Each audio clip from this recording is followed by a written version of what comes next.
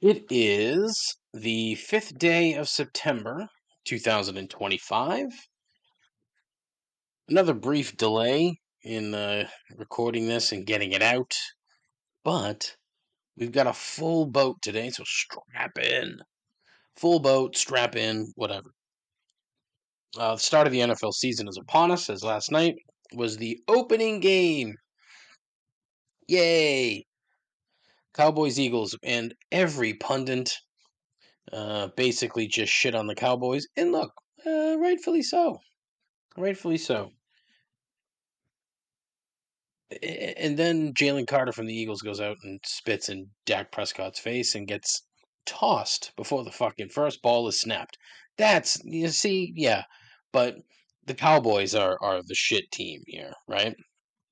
And in the end, um, they found a good way to lose where one of the best receivers in the league can't hold on to the fucking football.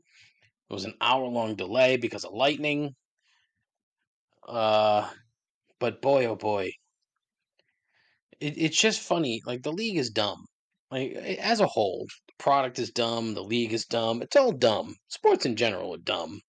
Let's be honest. I'm as much as I enjoy them, as much as I like them and love them. Really, I can easily admit that sports in general are dumb. And so last night was a good, example of that. You're spitting in someone's face, especially the quarterback, where the camera's going to be on him, the referee's going to be watching, and you spit in the guy's face. What the fuck do you expect? You know where I expect it? I expect it from somebody on the Cowboys. That's what I expected. Nope. And the Eagles were actively trying to lose that ball game. The spitting is one thing. The dumb penalties were another. And they got fucking lucky. They're lucky they won that game last night. But the Cowboys are the Cowboys. So there you go.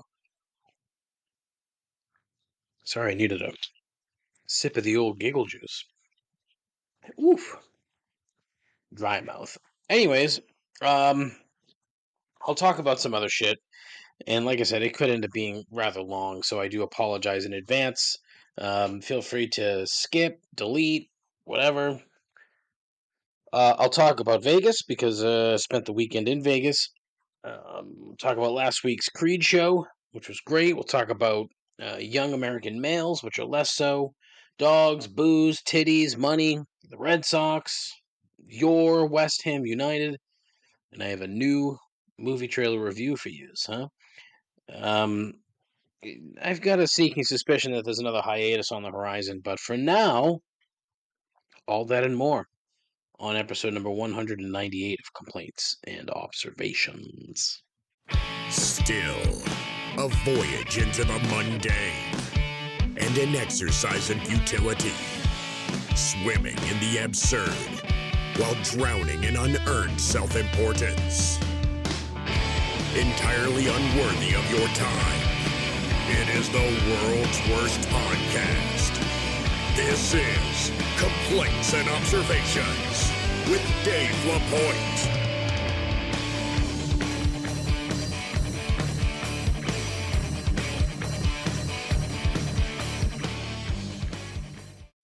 Who the hell is Dave LaPointe?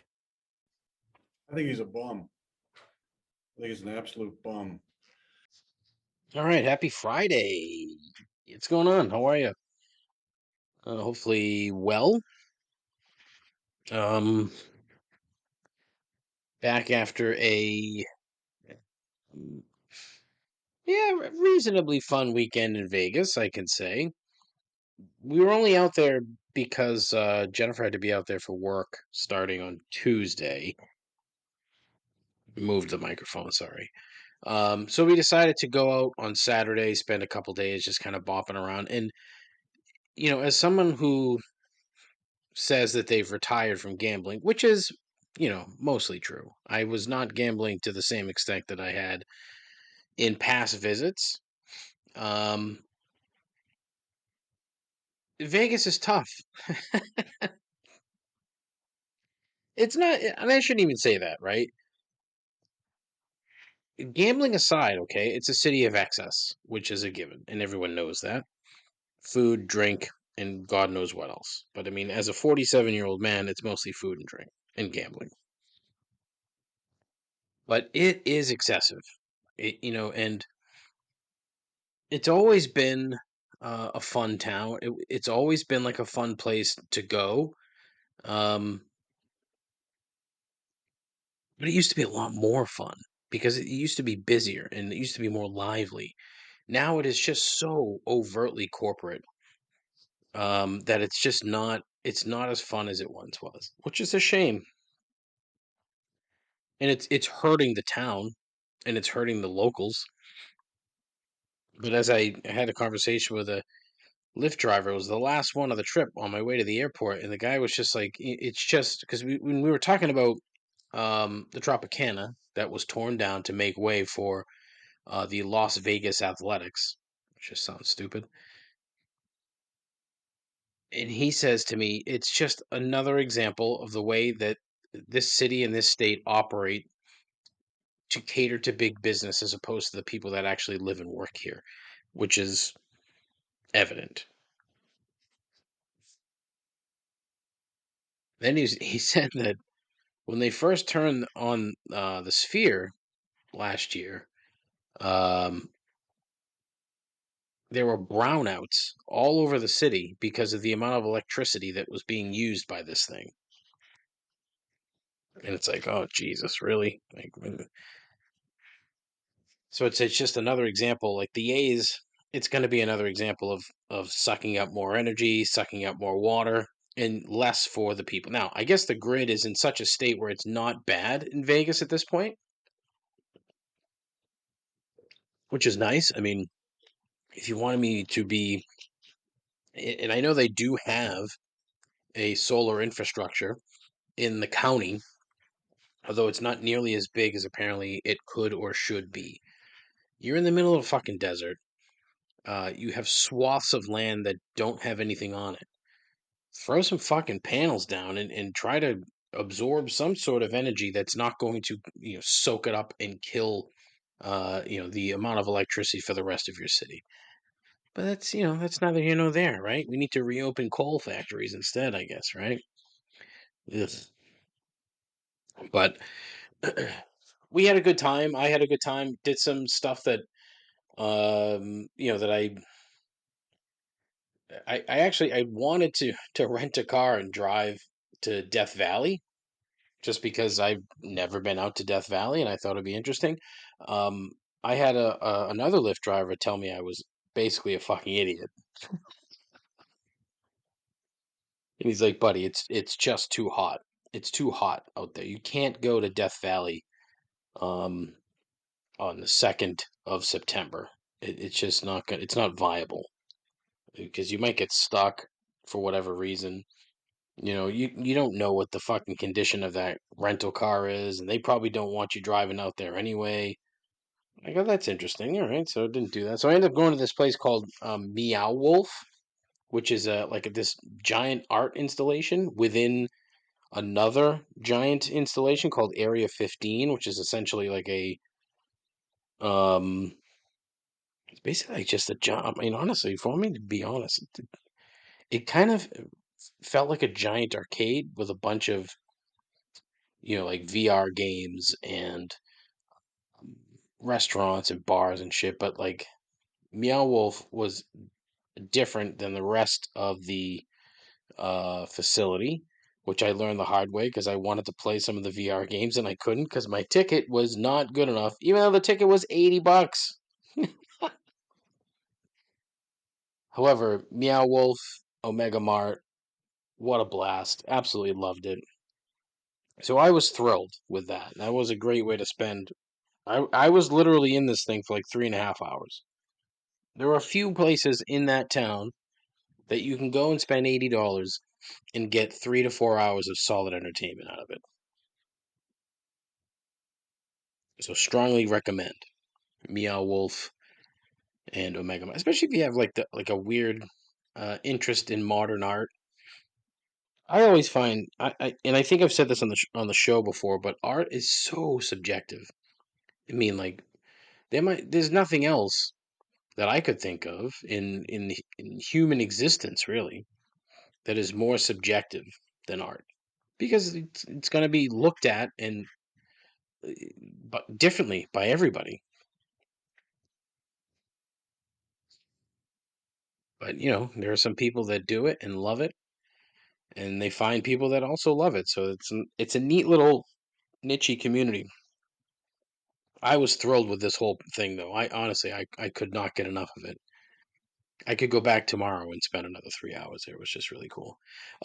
Most of my gambling, though, was done playing video poker at bars and soaking up the free drinks. Um, Yesterday was the first full day back at home. Got home late Wednesday night, and all day yesterday just bloated. Just bloated from all the fucking shit food, and all the booze. So it's a bit of a detox here over the next, I would say, week plus. Just trying to settle the fuck down a bit. Even though look, Patriots this weekend, but I gotta can't do that. But yeah, good stuff. So I mean, all in all, enjoyable. In and out. I only went twice, and it's regrettable. I wish I had gone one other time, but it was good. It was good. Good time.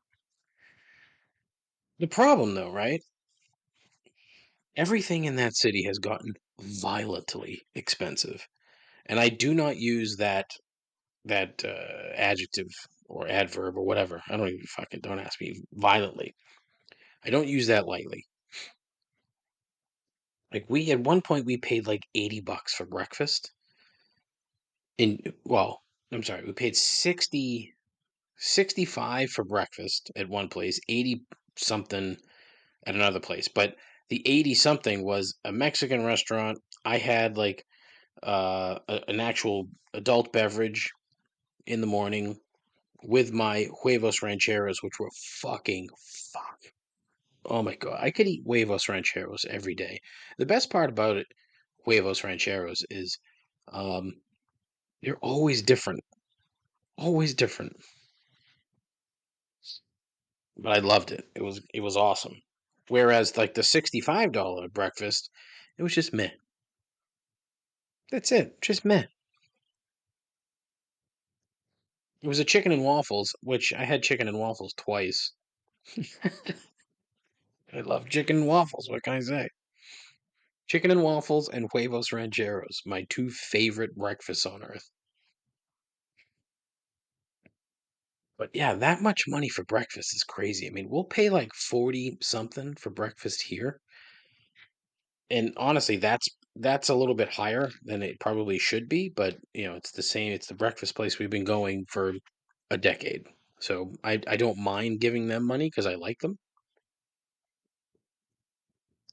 But I mean, 65 something, $65 at like a mediocre diner off strip. Well, not off strip, but on strip. The other thing too is that nobody's there. Um, it was a busy-ish weekend, and apparently it's the busiest weekend they've had in quite some time, probably since like January. And another Lyft driver had said to me that most of the time this year he had been spending 10, 12, 13 hours a day working just to pay the bills, not to like make more. Now look, I mean, in a city like that, being an Uber driver, a Lyft driver, that's a full-time gig. I mean, it's not. It wasn't. I don't know. Was it intended to be a full-time job? I don't know. Maybe I guess it could be. I mean, full-time cabbies, full-time Lyft drivers. There's really no difference. But anyways, this particular guy, that's what he said. He's like, it's been bad and nobody's coming. And he specifically mentioned Canadians and Europeans, whereas Canadians used to be down there all the time. There are literal ads in the airport directed at Canadians, like for Canadians that win money. There's a company that can like mess with the taxes, I guess, so that you get some of that tax money back because you're not American. Why are you paying American taxes? But that just goes to show you that the number of Canadians that used to go there was enough that there were companies advertising services for specifically for Canadians, but they're not there. Same with the Europeans. There were some, like I heard some. There was three German dudes at some bar, but that was it. I mean, normally you hear 50,000 different languages in that city. Now, granted, look, the convention business is still going to be there, but it's only because of the infrastructure, because they have a huge number of rooms.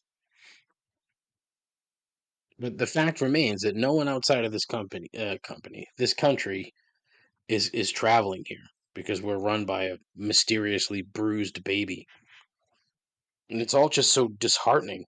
To be honest, like really, it's a the tourism industry, as I've mentioned before, it's getting crushed. I wish I could say slowly but surely, but it's just fairly obvious. But all right, getting away from that, let's talk about some of the fun stuff in Vegas, right? First and foremost, the women. Good fucking grief. Like the weekend itself was obnoxious. The number of scantily clad women during the day going from one pool party to the next was astonishing. And then in the evening, the number of high heeled young women in short dresses. I regret every time I'm there, I regret not spending more time there in my 20s.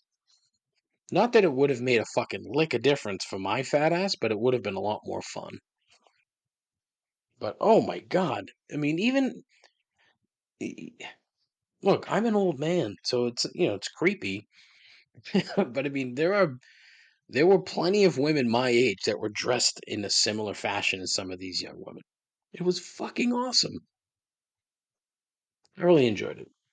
Apparently, my wife at one point went to the bathroom at the Venetian, and when she went into the bathroom, there were a bunch of girls, like literally just topless, like exchanging, like bathing suit tops, just titties in the bathroom. She came back and she just couldn't believe it. She's like, I can't believe what I just saw. But that's the city. And then the other cool part of the town is that you get so many people from other parts of the country who, I mean, probably more so now, because the hotel room was so fucking cheap over the weekend. I think we paid $84 total for 2 nights at the Link, which, look, it's not the best hotel in the world, but it's not the worst, and it's just so centrally located. It's terrific. But the number of people that were there that were just so fucking just rubes, like hilariously. And I'm not going to say that because that sounds so douchey when I say poorly dressed, but poorly dressed. Way too many sleeveless tees, way too many NASCAR tees, and then just the younger ones. And here's my general consensus, and it kind of ties into what I was gonna say when I mentioned like young American males. Okay, these guys, guys that are like under 30. I mean, like for the most part, like what the fuck is wrong with you guys? Legitimately, what the fuck is going through your heads? You're all clones. Like none of you have there's very little individual personalities amongst this age group. They all dress the same, act the same, talk the same. Oh, it's fucking and it was funny because I noticed it at Creed. Now we're in Providence, Rhode Island to see Creed. The other bands were Daughtry, which was just fucking hilarious. That guy is something. And Mammoth, Wolfie Van Halen's band. And the number of fucking like young dudes with mullets, mustaches, and cowboy hats on. Like, what the fuck is that? Honestly, what the fuck is that? How did that happen? Where the entire aesthetic is bro country. No wonder these guys aren't getting laid. They're all fucking like the same fucking dude. They all think they're like the coolest fucking person on earth. Yet they all look fucking ridiculous. There was so many of those fucking shitheads in Vegas. And I feel like such an asshole when I say something like that. Oh, they're shitheads. But there's no personality. It's the same fucking thing. But it's no different than people whose personalities are one thing. Where like, and I use politics all the time because that's very apt at this point. But like these kids, their entire personality is bro country, and how fucking ridiculous they can look at any given time. Sad, depressing, tons of it, tons of it. And look, you are still going to get the degenerate gambler there, which is great. And um, but I mean, like the younger guys that just show up to get shit faced, and then they don't realize that it costs a lot of money to fucking buy drinks. So this one fucking idiot, um, t-shirt tucked into his jeans, big ass belt buckle, not a hint of an accent. Like this motherfucker was probably from Ohio. I'm sitting at the bar. I'm playing poker, video poker. This dude comes, sits next to me, and he has a gigantic, like a 24-ounce Truly. And like, oh my god, is this fucking kid for real? And I'm just looking at him, and I wanted to say, hey, they're not going to let you sit here with that. I wanted to say that, but then I'm like, you know what? No, I'd rather he get embarrassed by the bartender. And sure enough, the bartender comes over. He's like, dude, you can't sit here with that. One, because it's fucking embarrassing. And two, this is a bar. So you're either going to order something or you're going to gamble. One of the two. But you can't have that here. And he sided with the $14 Truly Pounder that he had, and he left the bar.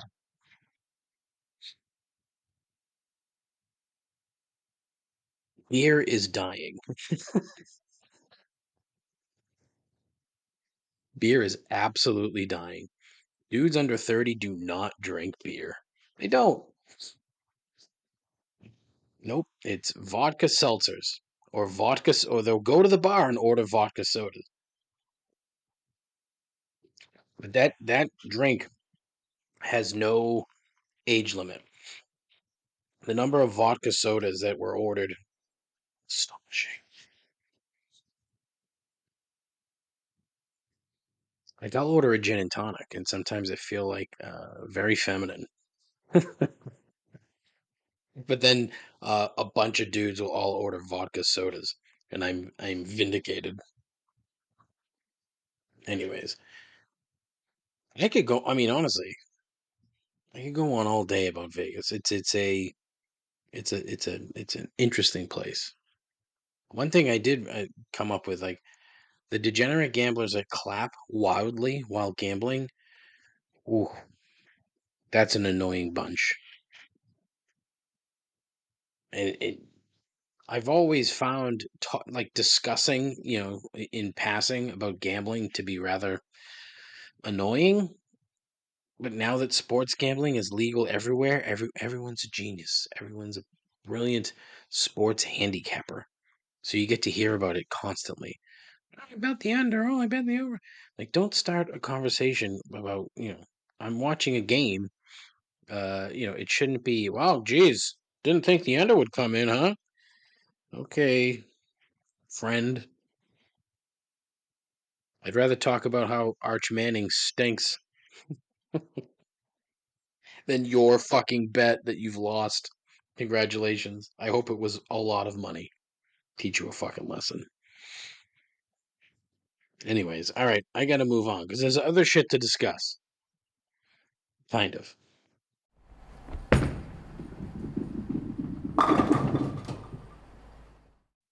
Hey, good news. The Red Sox suck again. Anybody again with a functioning frontal lobe could have seen this coming, where they cannot keep up the torrid paces that they create for themselves, which I find amusing for a number of different reasons, but mainly because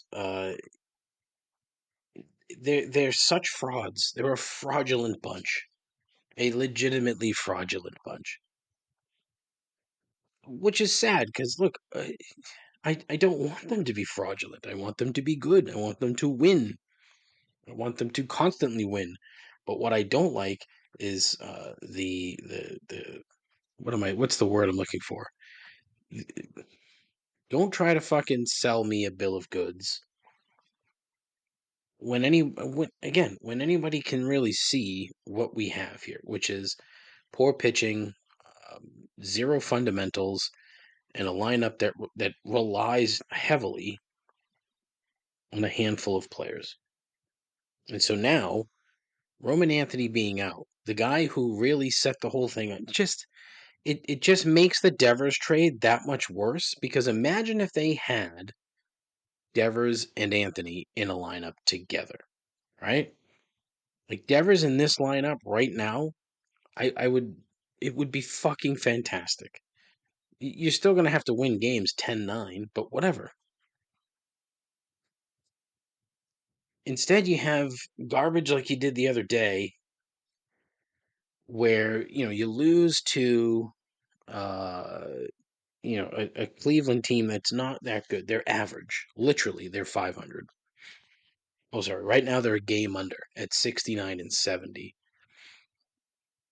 But you had a chance to put the Yankees away, where the Yankees were playing Chicago and Florida, the White Sox and the Marlins, okay? So you knew, I'm sorry, the White Sox and the Nationals, which is even worse because the Nationals are only barely better than the White Sox. So they went and in their last 10 games they're 8-2. And that includes that Sunday night game where they beat the Red Sox. And so you're looking at the schedule like, oh, Pirates and Guardians. I mean that's a 5-1 trek or 6-0. That's what you should be doing. That's what you have to do against those kinds of teams. And what they do, they lost 3 of them.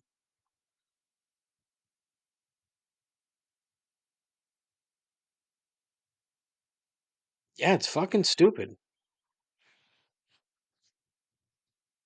And so now Anthony's out, which is of all the guys that they couldn't stand to lose.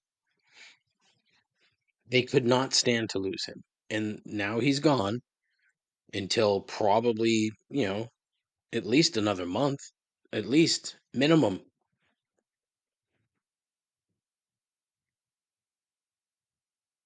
It's going to be tough to sustain, and it's going to be tough because now you've got, Crochet going out and getting fucking wrecked. What was that, Tuesday night against Cleveland? What does that tell you? Like, you might have to hold him back.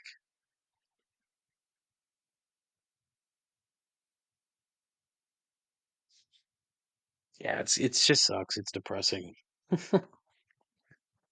You did nothing at the deadline. You bring in Steven Matz. All right, yeah, Steven Matz. Hey, decent player. Like Nathaniel Lowe.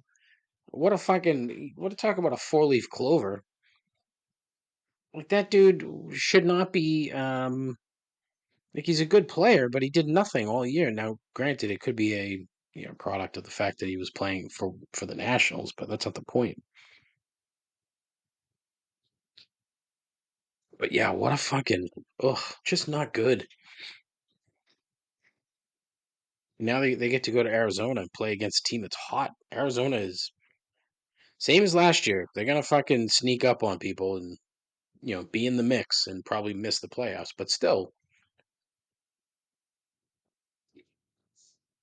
we've got Peyton Tolley tonight. Everyone loves this kid now. One game he's pitched. But I tell you what, he seems like a decent kid. I hope he plays well. That dude is a monster. He is a legit monster of a human.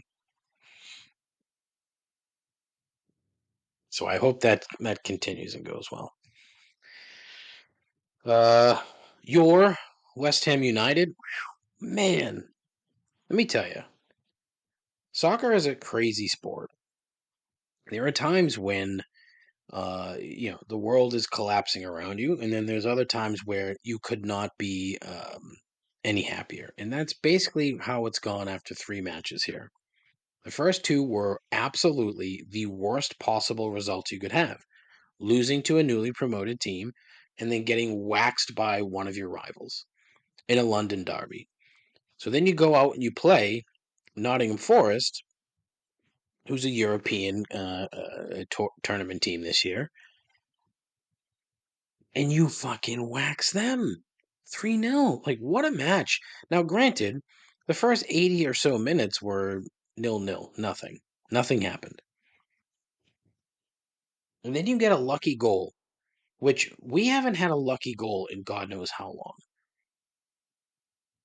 But Bowen scored a lucky goal. You got a pen from Lucas Paqueta. Now, if you're interested in like sort of back room, what's the right word I'm looking for here? But like Paqueta was accused of match fixing uh, by the Football Association, accused of drawing yellow cards on purpose for betting purposes. It's just like these guys have more money than they know what to do with. What the fuck are they? What are they doing? Well, it's all a psychological thing. But in this case, he was cleared, and ever since he was cleared, he's been playing great. So from the spot, Paqueta scores the second goal. They were up 2-0. And then Callum Wilson, of all fucking people, comes on. Here's the tricky part about Callum Wilson, right? We don't like him. He says shit or said shit about West Ham in the past.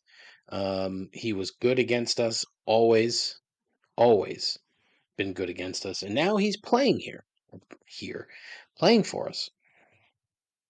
And him and Mikel Antonio are very good friends, if not best of friends. And we dumped Antonio for a number of reasons. I wish they had kept him around, but he's no longer, he doesn't have a contract, so he's not playing, but it's just kind of ironic. And now, of course, he goes out and scores a goal. So now everyone loves him. But a 3-0 win right before the international break, you could not have asked for anything better, right? You hopefully have your fucking ducks in a row here with what you want, and Graham Potter has what he wants. Fingers crossed. The ownership and the board still fucking suck, and they need to have their nose rubbed in the shit. And apparently, there's allegedly going to be a big protest next month, the 20th of October, nationally televised game, and the goal by the supporters group is to have the stadium half empty. That's what they want. So I'm very curious to see how that plays. But good stuff. Good stuff. It would be nice if we could maintain that, but I'm not entirely certain how that's going to go. But we shall see. So yeah, there's your. Speaking, I was going to say there's your sporting minute, but no. I wanted to talk about the Cowboys documentary, and I still might, but who knows? Caitlin Clark. This goes out to WNBA correspondent Mike. Um, was really hoping to get a like a tearful voicemail about how Mike is very sad that Caitlin Clark announced that she's actually out for the rest of the season with a wonky hamstring. I think it's a hamstring. Wonky.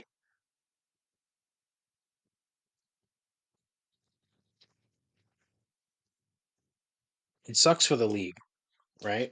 And it's not even that. Sorry, I'm just kind of like shaking my stuff around here. It's not that I care like a lot about the WNBA, and it's not that I care or don't care. It's kind of like a in the middle sort of a thing, right? But it probably could not have come at a worse time or better time, right? Think about it. You got a lot of people with eyes on the league anyway. and a lot of people with eyes on the league because of Caitlin Clark. And so then you put those two things together. Now you just have a lot more eyes on the league. So you wonder how many eyes are going to stay on the league with no Sophie Cunningham and no Caitlin Clark. It'll be interesting to see how this goes. The thing that kills me is that Asia Wilson is still the best player in the fucking league. It's like nobody talks about her. It's fucking hilarious. But hey, good for you, good for them, good for the league. Yeah, not so good for Miss Clark though. Terribly sorry. What can you do?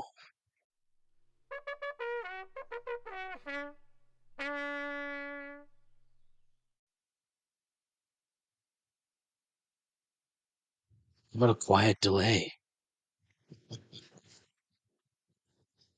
Oh man. I'm kind of tired. So, um my thoughts are not really gelling, which kind of stinks, but what can you do? So I started watching the Cowboys documentary. The what's it called? The Cowboys, the Gambler. I don't know. I can't remember what it's called, but it's on Netflix, and it talks about the '90s Cowboys. And um, it just got to episode 5. It's 4 or 5 when Barry Switzer rolled in, and I had totally forgot about how batshit crazy Barry Switzer was/is. It's hilarious because you have Jimmy Johnson, who is just like the most serious guy when it comes to football. And then all of a sudden, Barry Switzer comes in and they just go fucking bananas. Like the stories. Like, now, granted, if you ever read Boys Will Be Boys, um, and that was by, I think it was Skip Bayless wrote that. And then Jeff Pearlman wrote a book about them too. And both of them are just like the fucking stories. You could keep going. There's no shortage of content here. And you know what the best part about this was? The players, you have Irvin, you have Emmett, you have Aikman, Jimmy Johnson, Jerry Jones, they're all interviewed. But then you have Nate Newton. He gets in there, which is great because he's entertaining. Charles Haley, who is a fucking sociopath, is, who knows? James Washington, of all people. Good player, but I mean, geez, like they don't have there's no like Daryl Johnston, there's no Alvin Harper, there's no Jay Novacek, which is kind of a bummer because I've never heard Jay Novacek say anything ever. And he was the best tight end in the league for 3 or 4 years.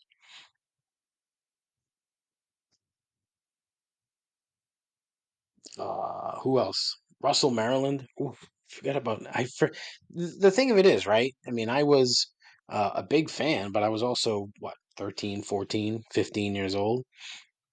You just forget shit. Like I forgot about the fucking car crash. Bonkers. Bonkers. But Jerry Jones is such a fucking.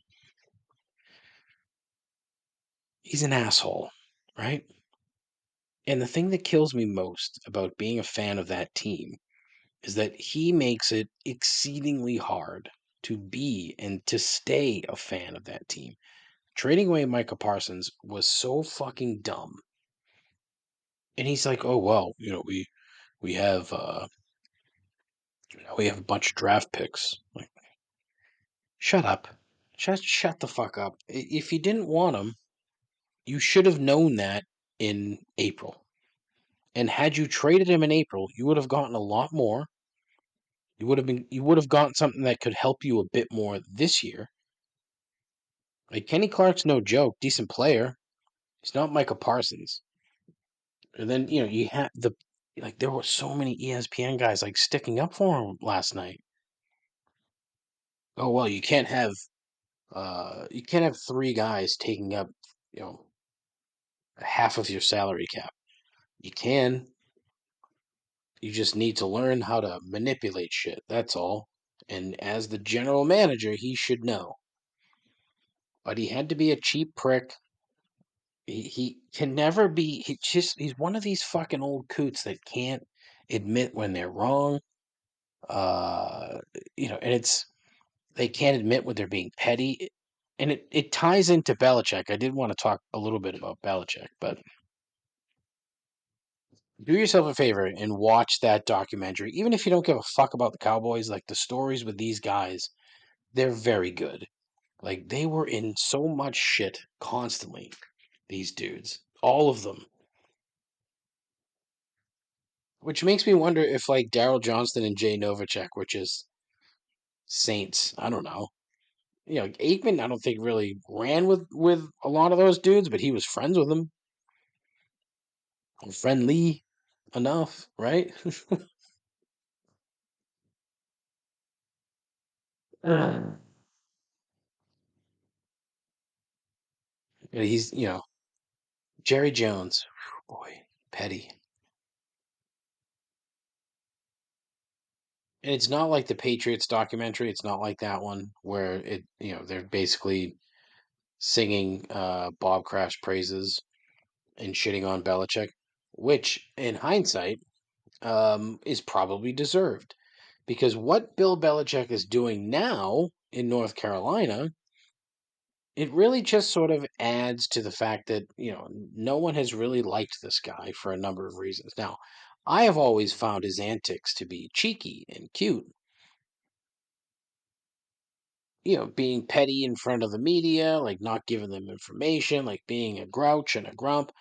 I always found it funny. It was somewhat endearing, where he wasn't willing to bend the knee to the league, to the media. He just wanted to win, right? Except I don't think that's the case. And it just seems to get more evident as the time goes by that one, truly, there can be no argument now that Tom Brady was the straw that stirred that drink, right? It's never been more evident, at least to me,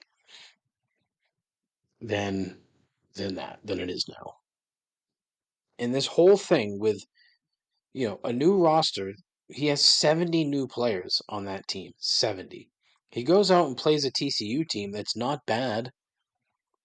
But no one said a word. I didn't even know that they were playing TCU until I think Monday morning. Like, it just goes to show you that ESPN was concentrating all of it, not just ESPN, but like the national sports media in general, concentrating all their effort on UNC and Bill Belichick. And then it comes out that he's banned Patriots scouts from Chapel Hill to watch his players play. And it's like, oh my fucking god!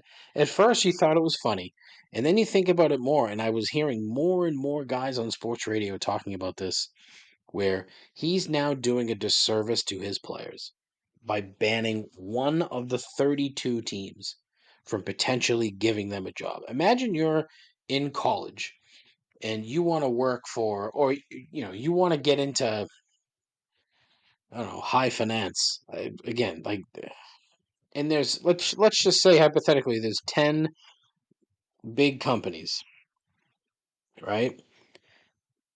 And so you go to this particular college because you're sold a bill of goods with like, oh, we can get you ready for one of these 10 uh, you know big companies. We can prepare you. We can make sure that you can balance a checkbook. I mean, I don't know what the fuck high finance does. Who the fuck knows? But then imagine all of a sudden you get to campus and they tell you, sorry, we've decided to ban one of those companies from coming to see you. How would you feel? Now, granted, 1 out of 32, is not as traumatic as 1 out of 10, but nonetheless, your chances of moving on to the next level have gone down. That's a fact.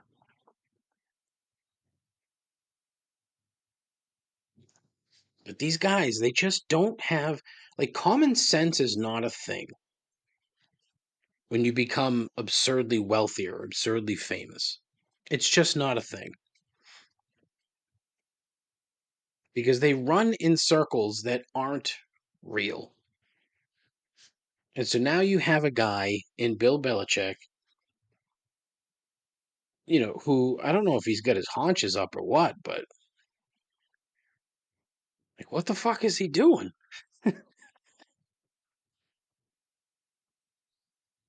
Oh God! Like the guy has to have a winning record, right? He has to. So we're talking what? How many games do these fucking clowns play? 15, 14? I don't even know. But let's say they play 15. Let's say they play 13 games, right? And he's 7 and what? 6.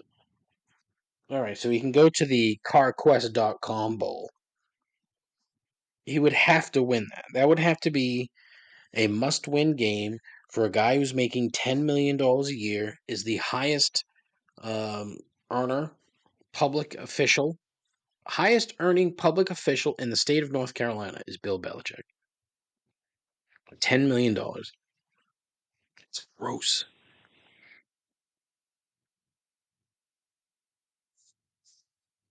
Because then if he fails, he needs to be fired. The athletic director should be fired. Anybody who had any hand in bringing that man to the school needs to be fired.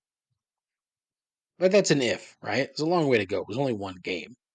And apparently he has Brad Johnson's son as his one of his quarterbacks, and he decided to start someone else. You have the son of a pretty decent NFL quarterback, and I say decent because the guy won a Super Bowl. All right, decent quarterback. Like you should probably go with him. Go with him. Mm-hmm. I don't know if anyone will get that joke. I hope they do. If you got that joke, call in 617-804-1557. If you got that joke. This is long, slow, rambling nonsense. But another report that came out yesterday or today, the Koch family, Koch, those Kochs, they are going to buy 10% of the New York Football Giants for $1 billion, which means that um, the Giants are worth $10 billion, which is just fucking absurd. And it led me to a question like, why do sports fans care about team values? Why do sports fans care so much about how much these people are worth, how much money they've spent? Why do they care? There are just so many fucking bootlickers in this country, and it's just it extends to so many different places.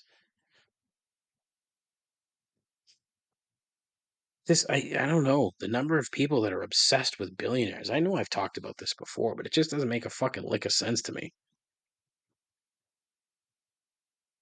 I'm not extreme like, oh, billionaires shouldn't exist. I mean, in the grand scheme of things, they probably shouldn't, but they can. Like, that's how it goes. It's a capitalist society. Like, I don't have to be nice to them.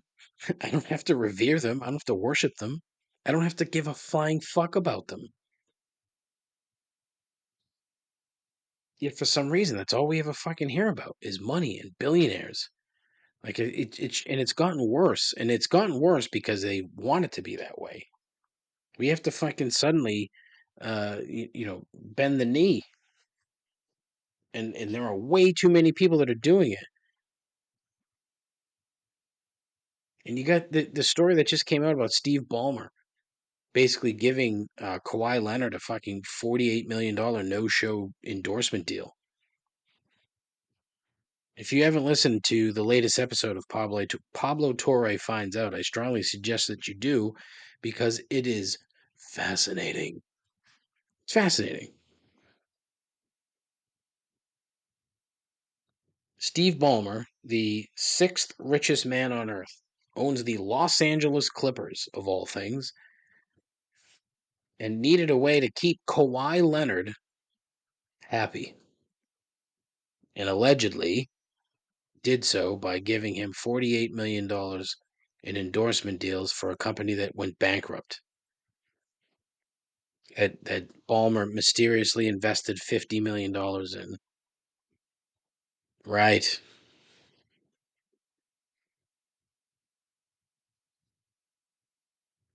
It ruins sports. Like, sports should be about the competition and about the players on the playing field, not about the guys in suits sitting high above in their ivory tower.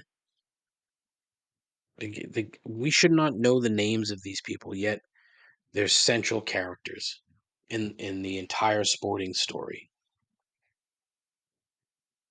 And some of them I'm sure, are good people. I'm sure of it. But I'm also sure that the majority of them are not. So there's that. Welcome to Regal Cinemas.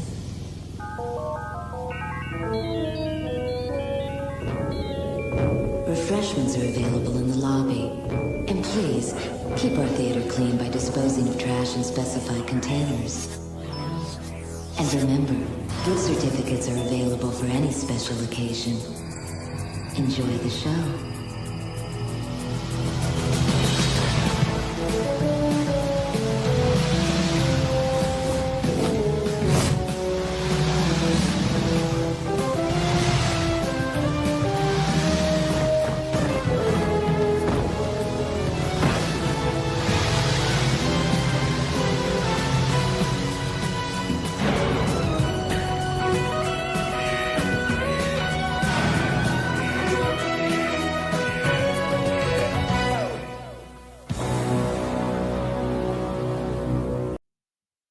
All right, I'm very happy to have a new movie trailer review for you folks.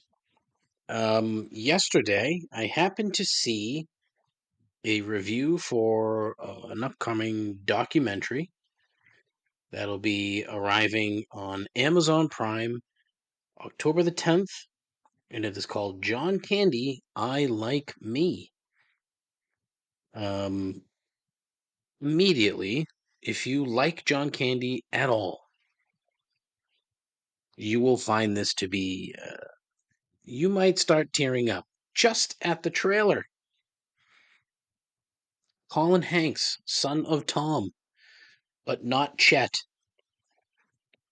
has created this, what is being called a very poignant tribute to his life and legacy, filled with friends and family all talking about him as the story and the tale of John is shared with the world. Steve Martin, Dan Aykroyd, Martin Short, Mel Brooks, and Tom Hanks, of course.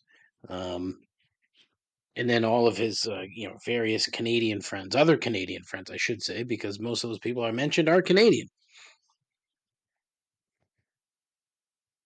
John Candy, fascinating guy. And one of the things I'm looking forward to seeing if they get into is his time as the part owner of the Toronto Argonauts of the Canadian Football League.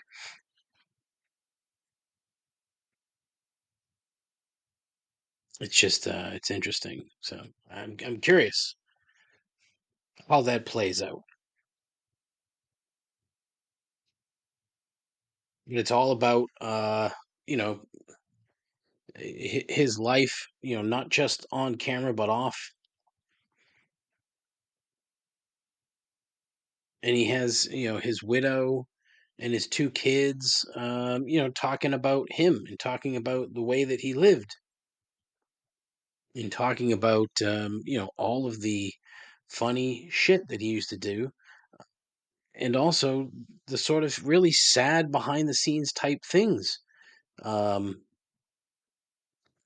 within his life. And you don't really, obviously, you don't know any of these people. Although I would venture a guess that now, you know, famous people, actors, celebrities, etc.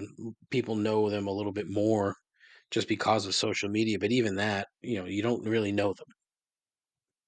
And John Candy was very much in that crowd, and how you're talking about how he one of the things is when um, John Belushi died in 1982.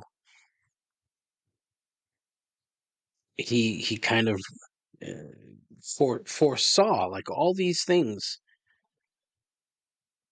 and that he was so broken up by his own father's passing when he was a young boy that he just in I wonder if that's talked about, like how he just never addressed it. He never dealt with his long simmering grief from losing his father when he was 5, and his father died at 35 of heart disease. And then he kind of compensated and really just tried to drown all of that pain in food and booze.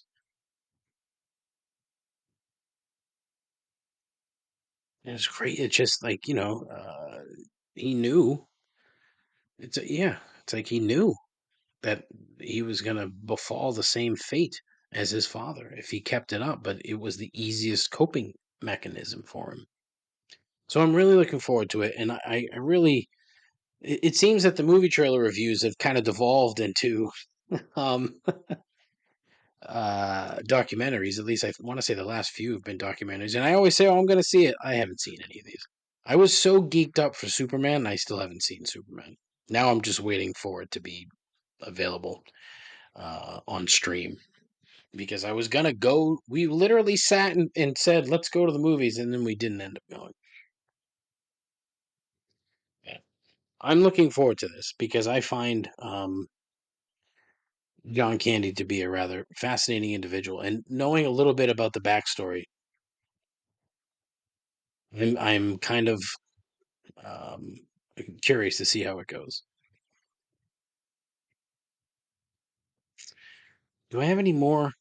I don't think so. No, unfortunately, I'm terribly sorry.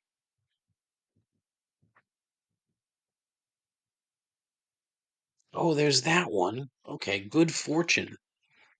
Good Fortune. Aziz Ansari, Seth Rogen, Keanu Reeves. Keanu Reeves plays an angel, but his work as an angel is rather lame, so he tries to help somebody else. And there's other stuff that goes on.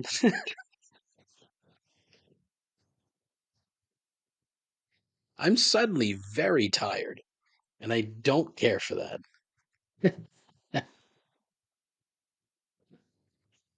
Oh man,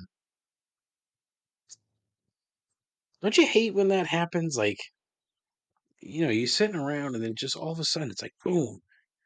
Like I've already had my coffee. I exercised this morning.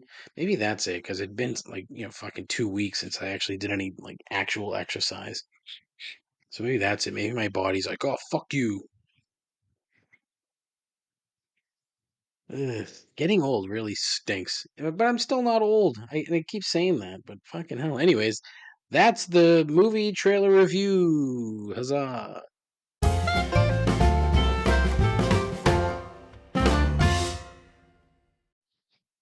All right. It's time for everyone's favorite part of the show, and occasionally my favorite part of the show, the end. And it is time for three gripes. But before I get into three gripes, there's something that I missed. Actually, there's a few things that I missed because I'm not with it today. I talked about that Cowboys documentary, right? And there were two things that jumped out at me that I had to make note of. One, Jerry Jones drinks his Johnny Walker Blue on ice. You're a bitch. Two, he said at one point, quote, "I knew this thing was going to be a bear's ass," end quote, when referring to the negotiation between himself and Emmett Smith for Emmett Smith's contract extension in '93.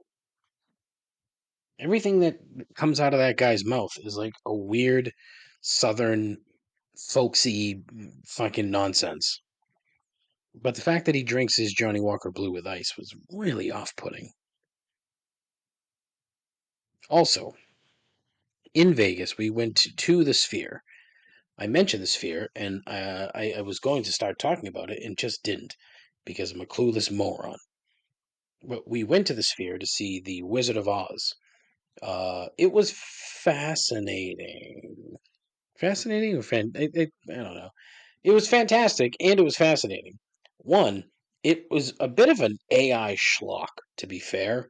There was so much AI nonsense built into this thing that it didn't really need to be there in some instances. Like they just kept having to like move the fucking dog around. Like Toto would be in one place in 1 second and then another place another second. They couldn't get it to move fluidly enough that it looked like a dog walking from one place to the next.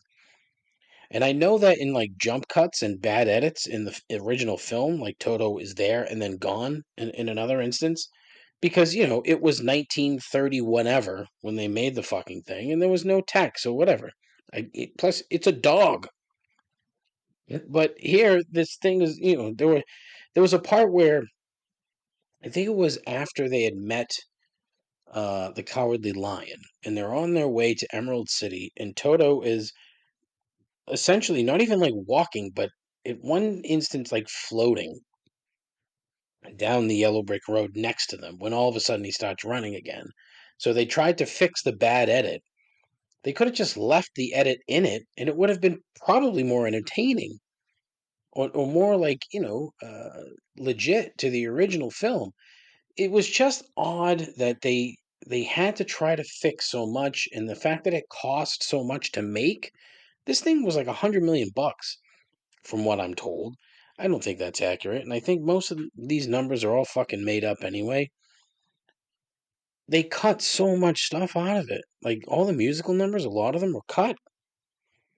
Like, what are you doing? Like people that watch this thing, they like my wife, for example, knows every word to that fucking movie for some ungodly reason. The movie's fine. Like it's not my favorite movie by any stretch, and there are some parts that are legitimately funny. Like the Cowardly Lion is a horrific character, absolutely terrific. Love it, and he's funny. Lines are funny, good stuff. And watching this, by the time I got done, I was like, is Toto the most famous dog ever? When you think of famous dogs, do you think Toto would be the most famous? 617-804-1557. Call in, tell me. If it's not Toto, who is it? My wife and I rambled off a handful of other dogs that may be famous. However, I'm looking for the most famous dog ever. And I would love, some of my dear listeners or listener to chime in. Who is the most famous dog of all time? Anyways, all right, on to the gripes. I missed an opportunity last week when I did just like an all gripes episode. I should have called it Oops, All Gripes. So shout out Mike for the cereal box that says Oops, All Gripes, and then a picture, an AI picture of me looking angry. But please stop using AI. It's not good. Gripe number one: how the fuck is the bathroom on an airplane? Uh, how does it have a sticky floor? How how did I write that? How the fuck is the airplane bathroom floor sticky? Yeah, okay. So on the plane to Vegas, I had to go to the bathroom. I walk into this bed in this fucking bed. The floor was so goddamn sticky. I could not fucking get over it. Like when I walked out, I had to wipe my feet on the carpet because I was so fucking disgusted. How? How? It's like a 4x4 box. It would literally take 2 seconds to mop the floor before everyone takes off. And it was probably like an hour and a half or so between takeoff and to when I went into the bathroom. So it's not as if, somebody walked in with a fucking pop and spilled pop. It's not like I walked in with a soda and spilled it and it sat there. Like this was fucking disgusting. And quite frankly, I've saved the email from JetBlue, like asking how my flight was. I am 1000% going to Karen the shit out of that because of this sticky floor. It was so fucking gross. Like no one wants to be on the plane. Okay? No one wants to go to the bathroom on the plane. The least you could fucking do is have it clean enough for it to be tolerable. Oh, I'm so mad. It was just so fucking disgusting how sticky this floor was. And no, don't fucking say something stupid like, "Well, maybe there was fucking cum all over the floor." Shut up. Shut the fuck up, you unoriginal, unfunny douchebag. Shut up. It was just not cleaned, okay? That's it. That's all it is. That they didn't fucking clean the goddamn bathroom. Oh, that was so bad.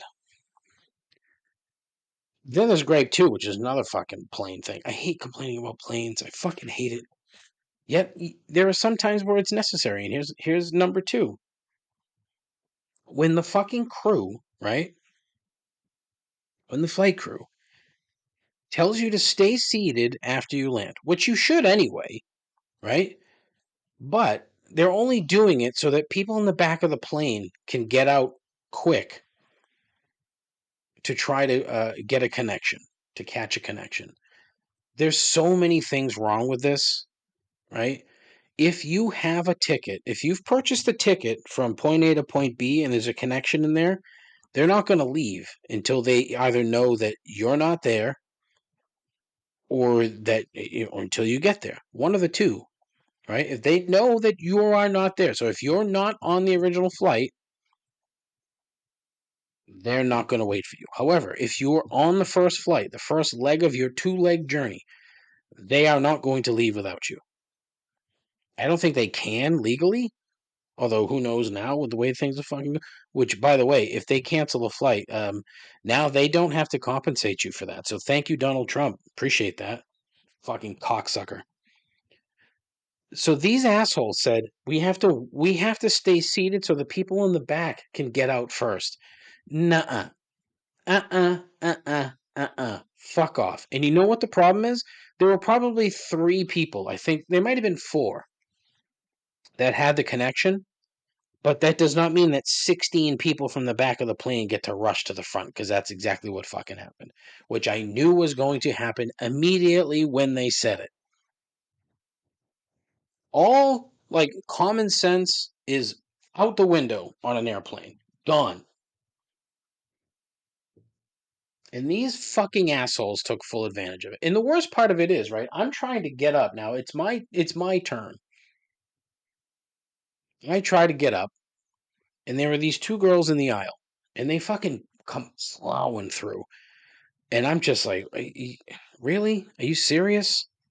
That's not how this works. So, I mean, I look at the girl and I'm like, do you have to get off the plane? Do you have to catch a connection? Yep. Does she? No, because of course I'm behind her, so I can see what the fuck she's doing. She goes into the actual the gate and she sits down. Like, I thought you. Um, Honestly, they just need to come up with like a better straight. You need to um put the fucking flight crew in the aisle, you know, so that they can control when people get up. Yet for some reason, it's almost as if once the plane gets to the gate, like all rules vanish. And that's not how society works. I fucking hate it. It's like the act of flying. I don't really mind because it's necessary. Like you have to do it to get from one place to the next. But what you don't need is the actions of the people that are on the plane. And it's always people who don't fly that cause the biggest problems. The delays at TSA, the delays getting off the plane, the delays getting on the plane. It's all people who, and they should all have to fly the same flight, right? If you've never flown before, you're all on one plane.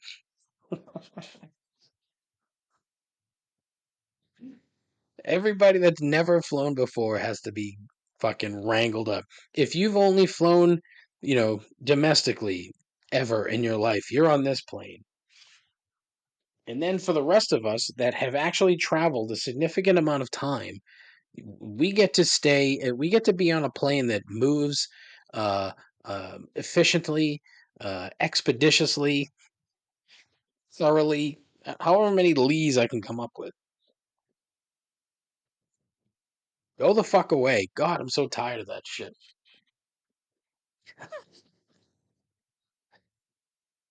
Yeah. Gripe number 3, magicians. We're sitting at a rooftop bar on the strip. And there's and they're all like large high top tables, but we're at the bar. And so to my left is a high top table with a gaggle of young men with a bunch of bad haircuts. Thankfully, no cowboy hats, but there were, you know, uh, douchey, ironic trucker hats and um, hats that don't fit them. I don't understand that aesthetic either. But anyways, so these guys are probably in their early to mid 20s. The whole bunch. There's like 8 of them. The magician comes along. This fucking guy,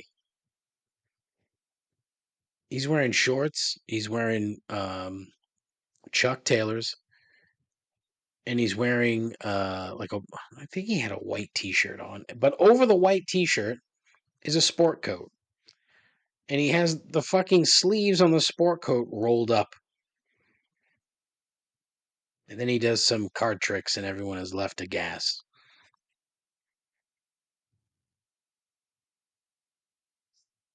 I don't really know what my general gripe is with magicians. I just find them to be so weird. They're all weird people. Instead of just like being happy that hey, you can do card tricks that only few people can do. You got to be such an insufferable douchebag sometimes. You look insufferable, you act insufferable. Maybe, and here's the tricky part. Maybe you're not. You could be a generally nice person, but you just look and act like a douchebag. Why? I don't know. I guess I just needed to like. Maybe it's that magician that I don't like, and that's it.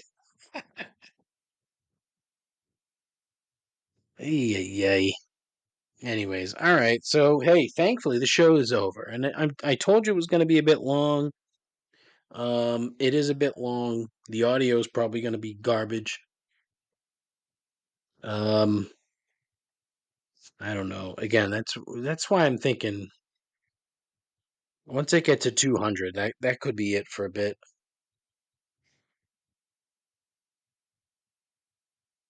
Which is, the more I think about it, the more kind of sad I get. But maybe that's it. Maybe I just need to let it go and then start anew, figure something out. Because again, I like the format, I like the idea, but I would like it if more people listened. But then again, I'm not offering anything that people are going to want to listen to, right? There are a handful of yous, which, and again, I thank you all from the bottom of my heart that you find it somewhat entertaining, or at least worth listening to me ramble for an hour plus every now and again. But we'll see. I'm on Instagram at ComplaintsPod. That's probably where I'm going to be communicating any future changes. So that you should go to at ComplaintsPod on Instagram to follow along and see what's what. I'm on Facebook, but fuck Facebook, and the only thing I post on Facebook is just new episodes, so I'm not going to really probably post anything else, but we'll see. I am on Threads. I am on Twitter at ComplaintsPod. I might like post news there, but probably not. I'm on YouTube, which you won't see me on. I don't know. Maybe I'll do an announcement on the YouTube. Who knows? I don't know. What else am I on? All the various streaming platforms: iHeart, Amazon, Apple, Spotify, YouTube.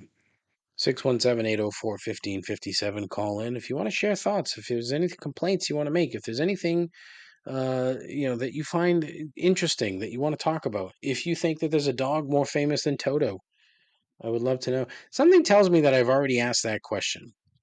So if there's somebody with a better memory than me, I don't know. If I something in my gut tells me that that's already been a thing I've asked on this show at some point in the last 5 years. Is Toto the most famous dog? Anyways, that's it. Listen, tell your friends, tell your moms. Take care of yourself. Take care of yourself and take care of each other. Godspeed. Ta ta.